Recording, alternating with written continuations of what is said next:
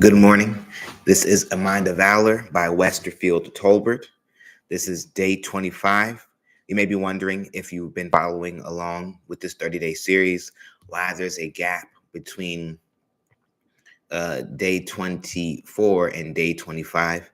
As I mentioned last week and the week before, I would be traveling last weekend, and I was traveling this most recent weekend. I was in South Lines the weekend before, and then this last weekend I was in Minneapolis, Minnesota, and so that is why there's a gap in the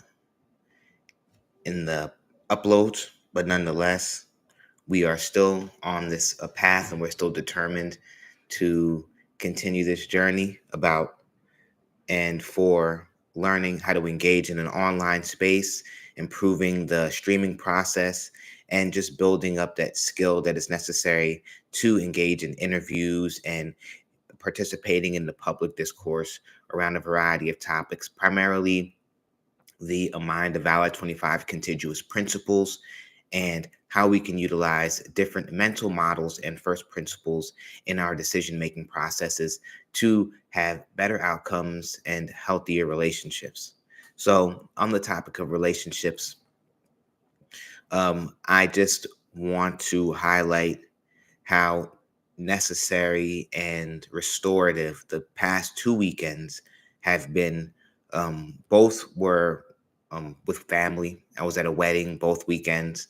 One was my nephew, and the other one was my younger cousin. And I'm away from majority of my family being here in Louisville, Kentucky. So whenever I get a chance to go and spend time with them or in fellowship, it is just something that my batteries need and gives me an opportunity to just be restored, recharged, and just it's a reminder about healthy relationships and what those look like and how they operate.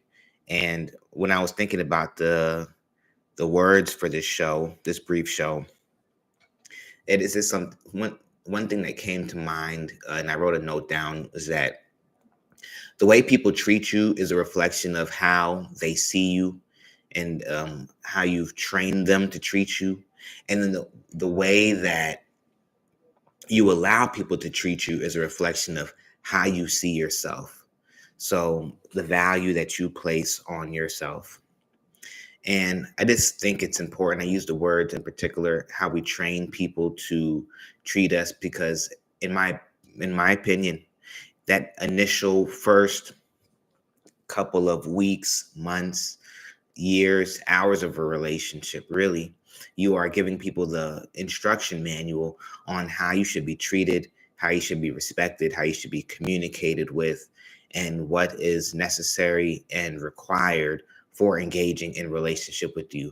So it's just very important that when we're starting out relationships, that we are starting out from a genuine place, no facade, because the person that you put forward and the image that you put on the table is what people are going to hold you accountable to, and that's the standard that they're going to roll with. So just be mindful that when we are giving people the blueprint, the manual for how to treat us, that we are giving one that's honest and genuine. So right up front, we can know if a person is capable of meeting those requirements. It goes back to the notion of orientation and how we orient ourselves to a space, or how we orient ourselves within relationships.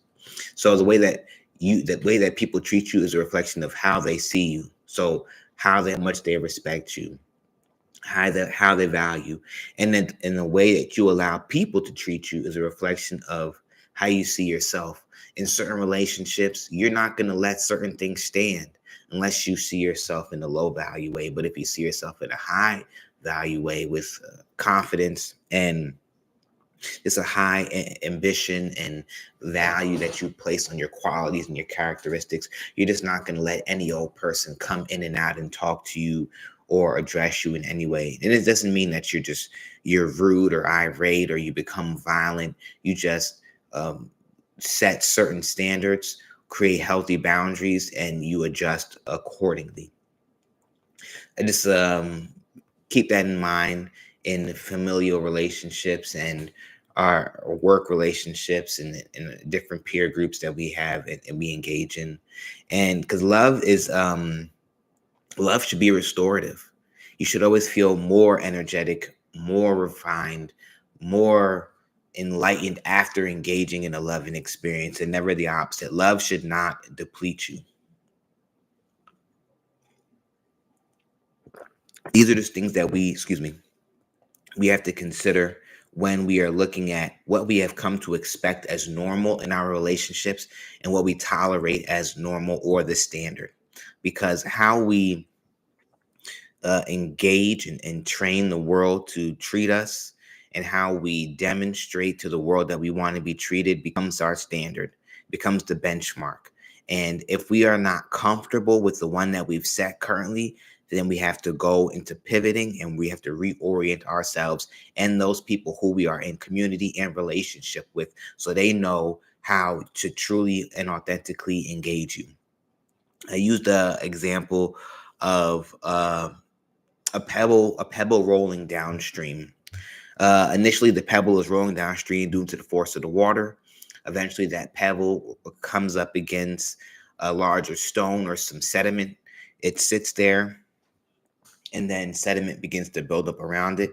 Perhaps other twigs, other rocks, smaller pebbles, um, moss grows, and all these things work to lodge this pebble in place even further than it was, right?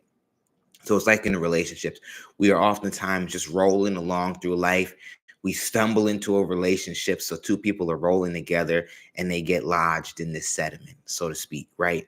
And then over time, they allow things to build up around them, things to build up that connects them, that binds them together.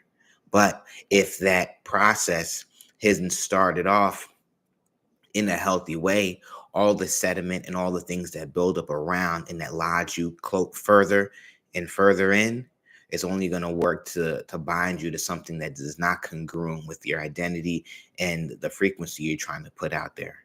So being mindful that in the beginning, if you have the strength to break free from those things, persons, habits that could be detrimental, go ahead and do that, or seek the counsel and fellowship through community, trusted community, to get there.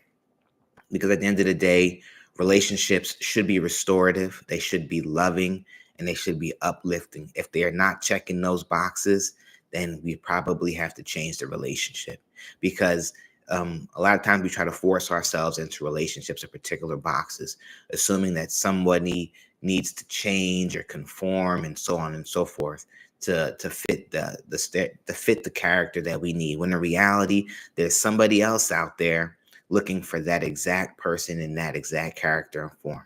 So rather than just trying to change everyone to check our boxes, allow them freedom to go find those communities that will best serve their needs, and we should be doing the same. Again, because love should be uplifting and not binding us to something that is detrimental to our health, our habits, or our vices. On that note, just think about the quality of your relationships as you move through this day. Think about how you're treating people. Be mindful of how you're treating people. Be mindful of how you're allowing people to treat you, and be mindful of the the way we see ourselves in other people, and be conscious of how people may project how they see us onto us.